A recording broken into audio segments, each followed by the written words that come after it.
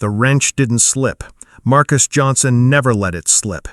Even now, hands stiff from sleepless nights and calloused from years of scraping engine blocks in places where dreams rusted faster than metal, he tightened the bolt with a surgeon's precision. The motor coughed to life, then purred. Another job done, another anonymous victory in a world that had long forgotten his name. Until today. The shop manager, nervous, pale, and too young to be giving orders, stood beside him, holding a white envelope like it might bite. "We have a problem," he said. Marcus wiped his hands on a rag, not looking up. "You mean you have a problem?" The kid blinked, unsure if it was a joke. It wasn't. "They're pulling the contract. Almeida Motors said your presence is scaring off the elite clientele." He exhaled slowly. Not again. The burn in his gut, hot and sour, was all too familiar. He took the envelope without a word. "Marcus, this isn't personal," the kid added quickly, avoiding eye contact. "No, it's just always the same." He left without slamming the door. He didn't need to. His silence was louder. By the time his steel-toed boots touched the dusty steps of his trailer in Sunset Valley Park, the sky had shifted. Clouds hung low like they carried the weight of his resignation. He sat, envelope in hand, staring at his last paycheck.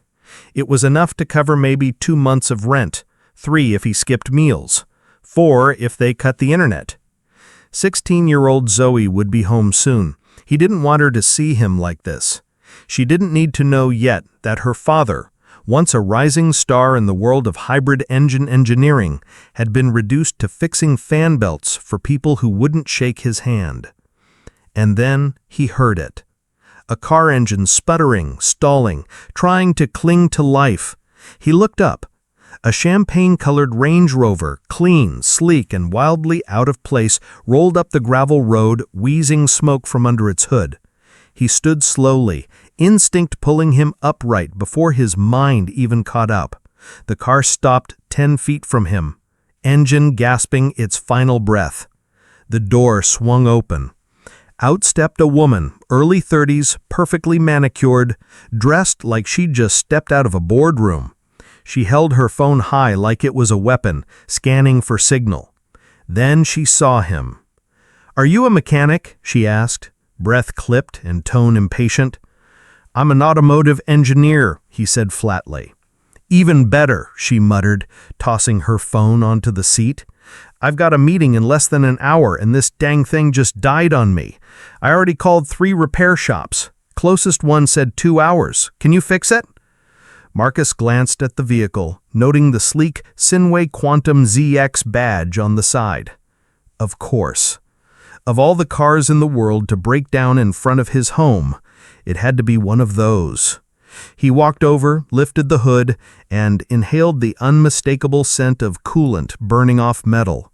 The culprit was obvious, a failed thermal regulator, the same flaw he had warned Sinway Technologies about years ago. The same flaw they had ignored, the same flaw that got him fired after they stole his design. He didn't say any of that. He said, "You've got a design flaw," he said instead, voice neutral. "System overheats when switching between electric and combustion." She narrowed her eyes. "How could you possibly know that in 5 seconds?" "Because I would have designed it differently." He was already reaching for his tools. For the next hour, Marcus worked in silence, tuning, adjusting, rerouting wires, and correcting what he once called unacceptable compromises. She watched, intrigued. Slowly, her impatience melted into curiosity. When he finished, he closed the hood gently and stepped back. "Try it now." She climbed in, the hybrid engine whispered to life, running smoother than it likely ever had. She blinked. "It feels better." 12% more efficient, he said. "I rerouted the heatsink and adjusted the internal flow mapping." She got out slowly, walking around the car as if it had been reborn. "How much do I owe you?" she asked, pulling a designer wallet from her bag. "Nothing," he said. "I'm between jobs. Consider it a favor." She studied him for a moment, then extended a hand. Christine Sinway. The name landed like a slap. Marcus froze. Christine Sinway. As in James Sinway, the man who had stolen his work, crushed his career, and buried his name under lies and legal threats. Christine saw his expression shift. "What's wrong?" He took her hand, shook it once, then let go. Marcus Johnson, former engineer, Sinway Technologies, 2014-2016. Her eyes widened. "That was you." She fished a card from her purse and held it out. "Call me tomorrow. I want to hear more about your ideas." She drove away. Marcus stood there, card in hand, the smoke still dissipating from where the car had broken down. 8 years. 8 years since they erased him from the industry. And now they had come back. On 4 wheels, at the edge of failure, knocking on his rusted trailer like fate in disguise. What Christine didn't know, what no one knew, was that Marcus Johnson had never stopped building, never stopped inventing. In the shed behind his trailer, under a tarp and hidden from the world, sat the Sissia engine, a new hybrid system so efficient it could render every Sinway design obsolete. And it was his. All his. Zoe found her father sitting at the kitchen table, the business card still between his fingers. "You okay?" she asked, dropping her backpack to the floor. Marcus didn't look up. "I fixed a car today," he said simply. Zoe tilted her head. "You do that every day." This one was different. Sinway Quantum ZX, the kind they don't even release to the market without a parade. Zoe's face shifted. "Sinway?"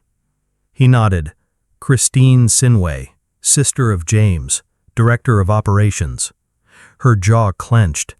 "The same people who—" "Yeah."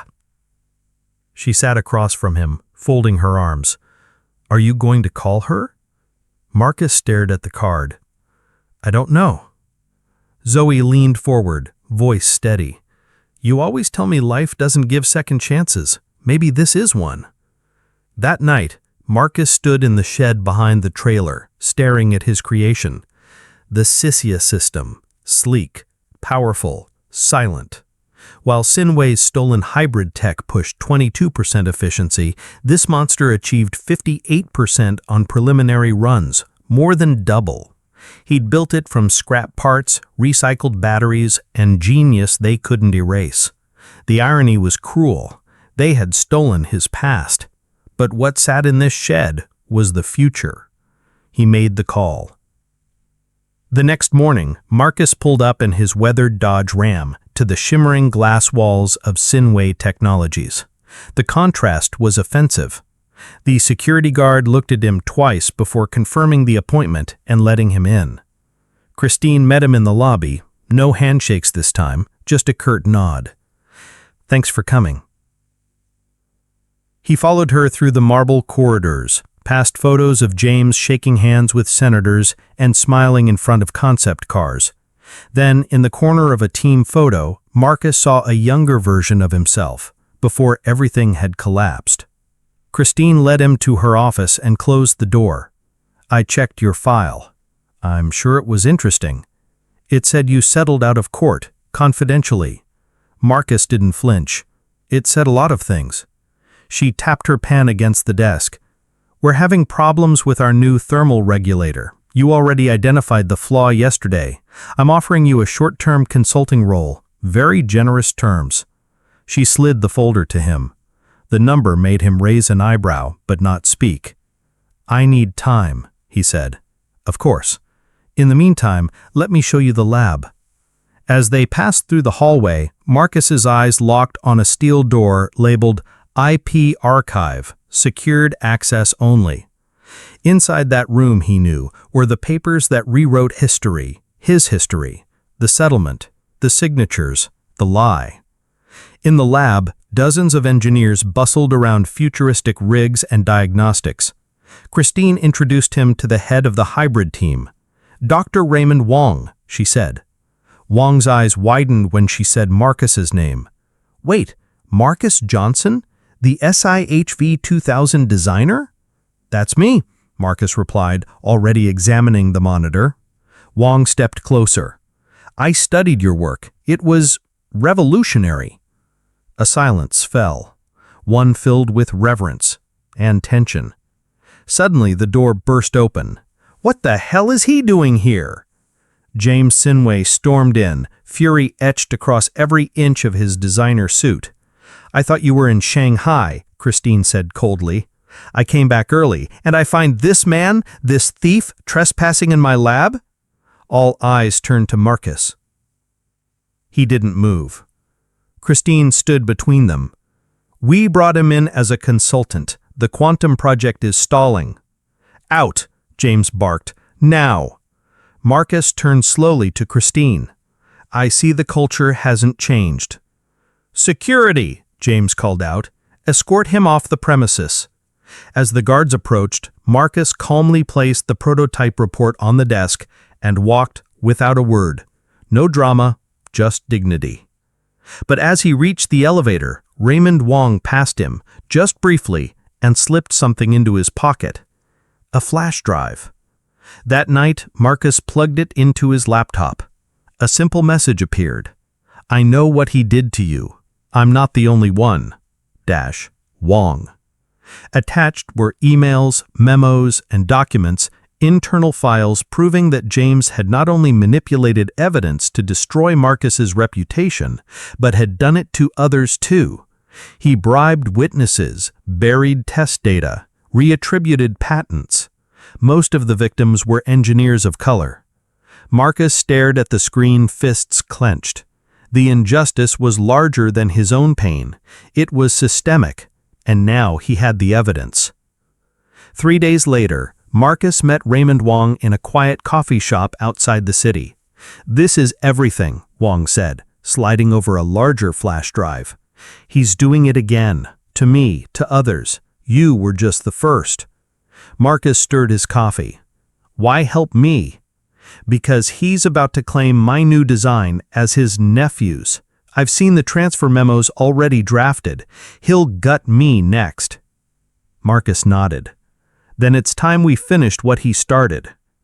Back at the trailer, Marcus and Zoe pored over the documents, page after page of fraudulent transfers, whisper campaigns, confidential settlements. Many of the victims had simply disappeared from the industry. This isn't revenge, Marcus told Zoe. It's repair. They knew Sinway needed him, and when the call came, it was exactly as expected. Christine showed up in person, standing awkwardly in his trailer's tiny kitchen, folder in hand.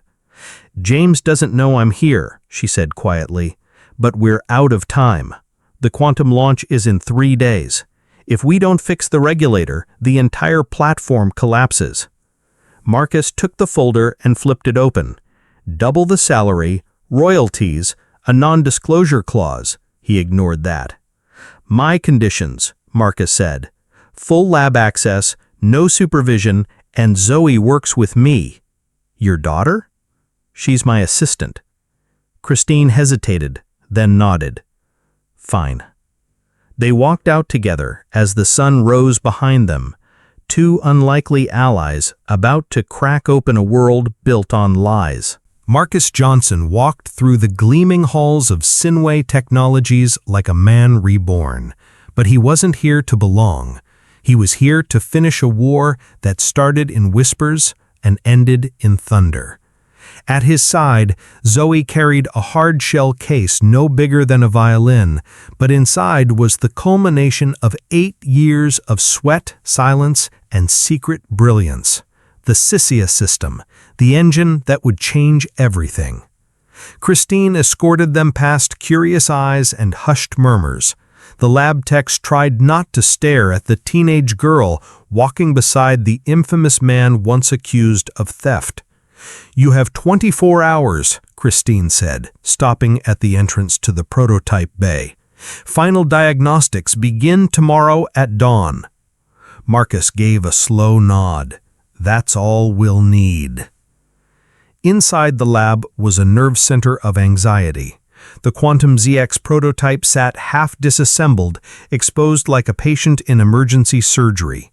Engineers hovered around it, muttering, scribbling, running simulations that kept crashing with failure messages. Raymond Wong waited by the diagnostic bay. "I've cleared the system," he said softly, handing Marcus a security badge and Zoe a tablet. "You have access to everything." Marcus looked around. Everything, he thought. Everything they'd once stolen. Everything they thought he forgot.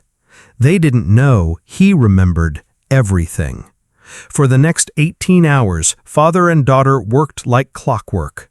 Zoe rewrote thermal protocols line by line, while Marcus carefully integrated the Sisia engine into the hybrid core. His hands moved with the confidence of a man finally reunited with the work of his soul. Every component he adjusted, every formula he recalibrated, erased a lie from 8 years ago. Raymond supported from the shadows, supplying files, patching software, hiding the fact that Marcus had rewritten 60% of the Quantum ZX's core systems by midnight. At 3 a.m., the system roared. Stable, efficient, revolutionary. The Quantum ZX, now powered by Marcus's hidden legacy, ran at 15% higher efficiency than the original design model, a feat that no engineer at Sinway had even imagined. And it wasn't just functional. It was beautiful. The early morning hum of the lab was broken by a familiar snarl. James Sinway had arrived. He marched in with 2 senior execs at his flanks, his Italian suit crisp, his ego steaming like the failed thermal units his team hadn't been able to fix for weeks. "What the hell is going on here?" he barked, eyes scanning the room until they landed on Marcus. "You, again!" Marcus didn't move. "Good morning." "You gave clear orders. You are not allowed in this facility." Christine stepped forward. "He's here on my authority." "You overstepped. And saved your launch." Marcus gestured to the humming prototype. "The Quantum ZX is now stable. It runs cooler, cleaner, and longer. Problem solved." James sneered. "Prove it." Wong stepped forward, holding out a clipboard. "These are the performance readings, all confirmed." James grabbed the documents and skimmed them. His face tightened as the numbers sunk in. Rage gave way to confusion, then fear. "If this works, we'll negotiate compensation," he growled. Marcus raised an eyebrow. "It already works. And negotiation? That's over." James turned to leave, snapping at his assistants. "Run the damn test. We'll discuss this after the event." The lab emptied, except for Marcus, Zoe, and Wong. "Is it ready?" Zoe asked. Marcus looked at his daughter. "No," he said. "Not yet." Launch day. The Sinway Technologies main auditorium was packed. Media, investors, engineers, government reps. It was the Super Bowl of hybrid technology. On stage, James Sinway stood under spotlights, all charm and polished charisma. "Today we introduce the future of automotive innovation, the Quantum ZX, designed by the finest minds at Sinway Technologies." He smiled like he owned the sun. Backstage, Marcus watched from the shadows. He had already uploaded a new presentation file onto the server. Replacing the approved demo was easy. Wong had given him admin access. James tapped the remote. "Let's begin the live demonstration." The lights dimmed. The giant screen lit up. But instead of performance metrics and 3D renders, the opening slide read, "Sinway Technologies, a history of theft and fraud." James froze. "What the?" The next slide showed internal emails from 2016, James reassigning Marcus's patent drafts to another name. Then, confidential memos arranging early terminations for non-white engineers. Then, audio of a boardroom recording where James laughed about plucking ideas from nobodies. The auditorium fell silent. horrified. James rushed to the console. "Cut it off! Now!" But every button he pushed only triggered more damning evidence. It was automated, preloaded, unstoppable. Marcus stepped onto the stage slowly, calmly, as if walking into a courtroom with truth as his only defense. What you're seeing is the real legacy of Sinway Technologies, a company built not on innovation, but on exploitation. Gasps rippled through the crowd. He turned to the audience. 8 years ago, I was fired and blacklisted because James Sinway claimed I stole my own design. Today, I fixed his design flaws with the engine he once stole from me. And the truth is now undeniable. James lunged. "You think this makes you some kind of hero? You ruined everything!" Marcus didn't flinch. "No, you ruined everything. I just finally let the world see it." Security intervened, pulling James away as investors and executives whispered, pointed, and backed towards the exits. Christine stood in the wings, eyes wide, not with shock, but with understanding. She didn't move. She didn't defend her brother, because deep down, she already knew. And Marcus had just confirmed what her conscience had tried to deny. The news exploded before James could crawl into hiding. By the end of the day, major tech outlets were calling it the Sinway scandal. The leaked presentation, automated by Marcus and distributed anonymously through multiple media outlets, was impossible to contain. It wasn't just Marcus's story anymore. Over the next week, 6 former engineers, 3 Black, 2 Hispanic, 1 Asian, came forward with nearly identical accounts. Innovations buried, careers destroyed, IP reassigned to James's relatives or inner circle. Christine Sinway didn't fight the storm. She called an emergency board meeting, walked in without her brother, and voted, first and firmly, for his removal. The decision was unanimous. James Sinway left the company 2 days later with a cardboard box, a hollow stare, and no applause. Cameras caught him exiting the building that once bore his name. Behind him, employees watched from windows, not in sadness, but quiet relief. The Sinway empire had not crumbled. It had molted. 3 days later, a black helicopter landed on the cracked asphalt field of Sunset Valley Park. The neighbors peeked through blinds. Kids ran toward the gusting blades. And Marcus stepped out of his trailer in a clean, pressed shirt, the same one he wore to his last interview 8 years ago. Christine emerged from the aircraft, alone, holding a briefcase. She didn't wear her usual polished expression. She looked honest, tired, but respectful. "Got a minute?" she asked. Inside, they sat across the same chipped table where Marcus once counted his last paycheck. "I'm not here to offer hush money," Christine said, placing the case down. "The board voted. We want you back." "I already came back," Marcus said quietly. "You just didn't notice until the world did." She nodded. "That's fair." She opened the briefcase. Inside, a contract, formal apologies, and a newly created title: Director of Innovation and Sustainable Development. A multi-year offer, full benefits, equity, but most importantly, recognition of your original patents and exclusive licensing of your Sisia system. You'll lead the program. "And the others?" Marcus asked. "The ones James destroyed?" "We're contacting every engineer affected. Each will be offered restitution, reemployment if they choose it, and their IP restored. We've also partnered with a third-party audit group. Every new patent now goes through an independent review board." Marcus studied her. He didn't hate her. She wasn't her brother, but she had enabled the system, knowingly or not. "You didn't stop it," he said. "I know," she replied, "but I'm stopping it now." He signed the offer. Not out of forgiveness, but because transformation beats destruction every time. 3 months later, Sinway Technologies looked like a different world. Photos of James were quietly taken down, diversity hiring surged. The board approved a new ethics committee, chaired by former victims of the system. And for the first time in company history, Sinway began issuing co-patents to engineering teams, rather than singular figureheads. And at the heart of the company stood Marcus Johnson. Not hidden, not whispered about, but announced. The Sysia engine was now Sinway's flagship innovation.